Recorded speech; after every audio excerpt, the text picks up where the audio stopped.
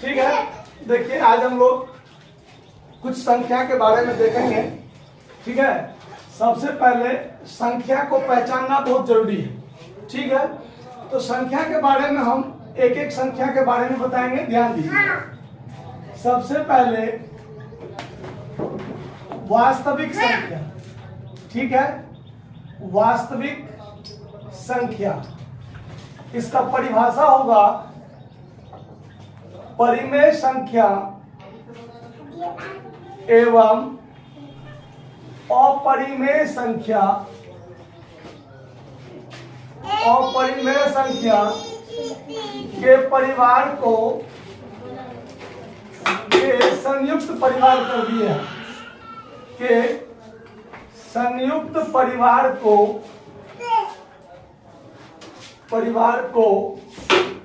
वास्तविक संख्या कहते हैं। वास्तविक संख्या कहते हैं।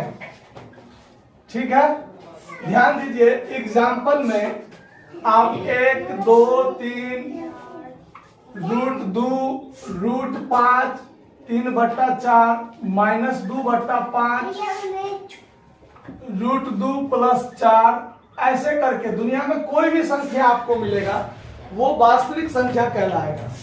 ठीक है, क्या कहलाएगा? वास्तविक संख्या कहलाएगा। अब दूसरा चीज ध्यान दीजिए, परिमेय संख्या। परिमेय संख्या, परिमेय संख्या, ध्यान दीजिए। परिमेय संख्या क्या होगा? वैसी संख्या जो p/q के रूप में हो, p/q के रूप में हो, जहां q ≠ 0 क्या कहलाता है? परिमेय संख्या। परिमेय संख्या कहलाता है। परिमेय संख्या कहलाता है। अब यहाँ एग्जाम्पल पर ध्यान दीजिए। जैसे कि हम 2/5 लिखते हैं, 2/5, 3/4, 2, 4, 3, 2, 1, 5 ऐसे 0 ... कुछ भी। ये क्या हो जाएगा आपको देखिए, भिन्न बटा के रूप में भी है, p/q के रूप में है, p/q के रूप में है। यहाँ देखिए, ये जो 2 है, 3 है, 4 है, 5 है, ये सब ये आपको दिखाई देगा कि ये p/q के रूप में नहीं है, p/q के रूप में नहीं है, लेकिन है। क्यों है? क्योंकि इसके बट्टा में कुछ नहीं है तो एक तो है ना, नीचे में एक है ना, अगर कुछ नहीं है तो एक है। इसीलिए ये अगर हम एक नहीं भी देंगे, अगर ऐसा 2, 3, 4, 5 ऐसे अगर लिखते हैं तो ये परिमेय संख्या होता है। ठीक है, अब आगे देखिए तीसरा, अपरिमेय संख्या। अपरिमेय संख्या ये क्या होगा? ध्यान दीजिए। ये होता है आपको रूट, यानी ऐसे ये चिन्ह होता है ना, वर्गमूल का चिन्ह। तो रूट के अंदर वैसी संख्या जिसका पूरा वर्गमूल ना हो, पूरा वर्गमूल ना हो, अपरिमेय संख्या कहलाता है। अपरिमेय संख्या कहलाता है। जैसे एग्जाम्पल पर ध्यान दीजिए। जैसे आपका ये √2, √3, √5, √7 ये सब जो होगा वो क्या होगा? अपरिमेय संख्या होगा। क्यों? क्योंकि इसका पूरा वर्गमूल नहीं निकलता है। ठीक है, चौथा, सम संख्या। सम संख्या वैसी संख्या जिसमें 2 से पूरा भाग लग जाए, सम संख्या कहलाता है। सम संख्या कहलाता है। ठीक है, यानी वैसी संख्या जिसमें 2 से पूरा पूरा भाग लग जाए क्या होगा, सम संख्या।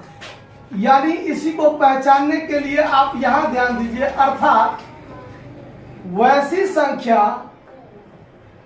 वैसी संख्या जिसके इकाई स्थान पर 2, 4, 6, 8, 0 हो, सम संख्या कहलाता है। क्या कहलाता है, सम संख्या कहलाता है। यानी यूनिट प्लेस पर 2, 4, 6, 8, 0 हो। जैसे हम एग्जाम्पल के तौर पर देखें तो एग्जाम्पल में आपको ले लीजिए ऐसे 2, 4, 6, 8 ये तो होबे करेगा। बड़े संख्या में अगर ले लीजिए 242, 3, 4, 5, 6 ले लीजिए, 2, 4, 5, 8 ऐसे ले लीजिए, 2, 6, 5, 0, यानी इकाई स्थान पर 0, 8, 6, 2। अगर है तो उस संख्या में 2 से पूरा पूरा भाग लगेगा और वैसा संख्या सम संख्या कहलाएगा। ठीक है, आगे देखिए 5 विषम संख्या। विषम संख्या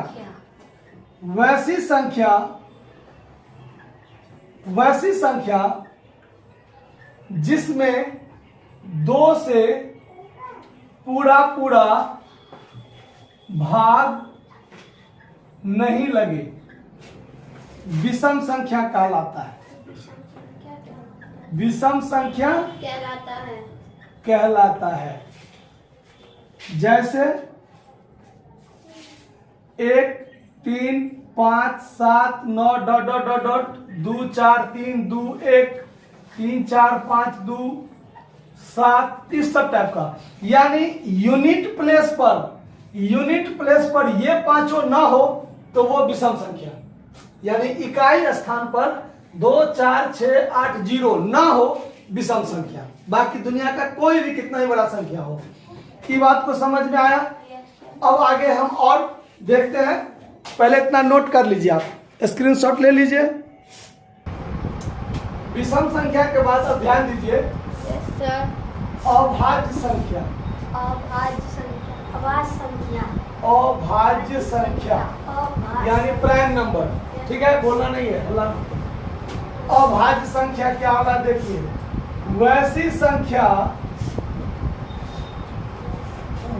संख्या जिसमें या तो 1 से या फिर वह संख्या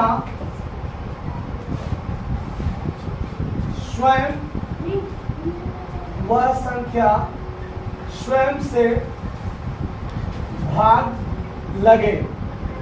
अर्थात वैसी संख्या जिसके सिर्फ 2 भाजक हो। वैसी संख्या जिसके सिर्फ 2 भाजक हो अभाज्य संख्या कहलाता है। अभाज्य संख्या कहलाता है। जैसे देखिए एग्जाम्पल में, जैसे ये 2 से शुरू होगा, 2, 3, 5, 7, 11, 13, 17, 19, 22, 29, 31 डॉट डॉट डॉट इसी तरीका से बढ़ेगा। ठीक है, ध्यान दो। देखिए तो अभाज्य संख्या हो गया। अब इसके बाद चलते हैं भाज्य संख्या पर। भाज्य संख्या क्या होता है, वैसी संख्या जिसके 2 से अधिक भाजक हो। 2 से अधिक भाजक हो। जैसे में देखिए ये शुरू होगा 4 से। भाज्य संख्या जो शुरू होगा वो 4 से शुरू होगा। क्यों? तो 4 से नीचे 2 और 3, जिसके सिर्फ 2 होते हैं भाजक, 1 2 1 3, मतलब ये दोनों हो गया आपको अभाज्य संख्या, इसीलिए ये नहीं होगा। 1 न तो भाज्य संख्या है न ही अभाज्य संख्या है। क्यों? क्योंकि इसमें तो सिर्फ 1 से अकेले भाग लगता है, 2 तो कम से कम 2 तो नहीं है, इसीलिए। तो सबसे छोटी भाज्य संख्या जो होगा वो 4 होगा। क्यों? तो 4 का ध्यान दीजिए, 1 से भाग लगता है, 2 से लगता है और 4 से लगता है, तो कम से कम 2 तो नहीं है, 2 से ज्यादा हुआ ना, तो 2 से अधिक भाजक होगा तो क्या हो जाएगा, वो भाज्य संख्या हो जाएगा। तो सबसे छोटी भाज्य संख्या क्या होगा, 4 होगा। ऐसे ही आप 6 ले लीजिए, इसके बाद आप 8 ले लीजिए, 9 ले लीजिए, इसके आगे ऐसे ही बनता रहेगा। 4 में 1 2 4 से 1 2 3 6, 1 2 4 8 लगता है भाग, तो ये हो गया आपका भाज्य संख्या। उसके बाद चलिए 8 में भाज्य संख्या के बाद अब चलिए आप सह अभाज्य संख्या। सह अभाज्य संख्या ये क्या होता है, तो देखिए जिन 2 संख्याओं का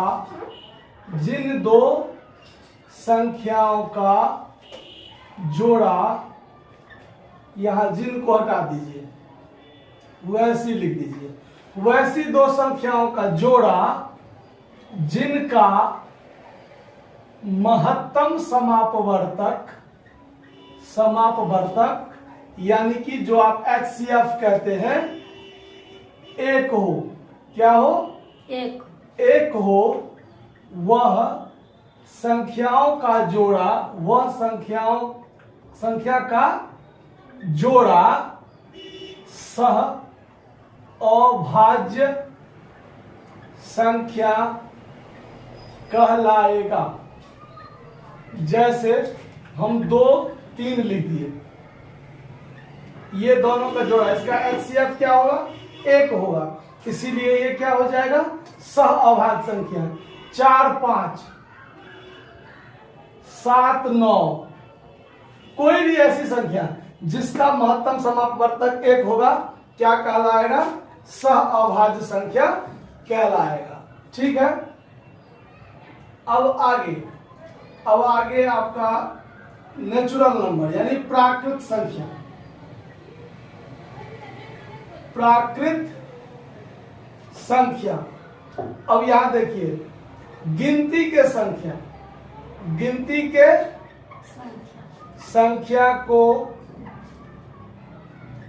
प्राकृत संख्या कहते हैं। गिनती के संख्या को प्राकृत संख्या कहते हैं। जैसे कि आप गिनती 1 से शुरू करते हैं, 1 2 3 4 5 डॉट डॉट डॉट डॉट, जहां तक आप जाइए। 10 नंबर में आइए पूर्ण संख्या।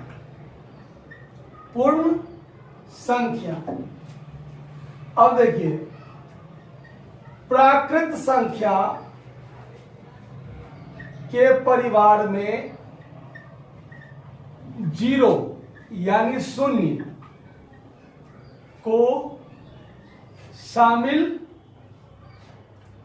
कर लेने पर पूर्ण संख्या बन जाता है। पूर्ण संख्या बन जाता है। जैसे अब 1 2 3 4 5 6 डॉट डॉट डॉट लिखते हैं। अब 1 से पहले यहां क्या दे दीजिए, 0 दे दीजिए। अब ये 0 से शुरू हो गया पूरा, तो ये क्या कहलाएगा, पूर्ण संख्या। तो ये 10 का 10 संख्या आपको ध्यान रखना है, तो आपको संख्या समझने में, पहचानने में दिक्कत नहीं होगी। धन्यवाद।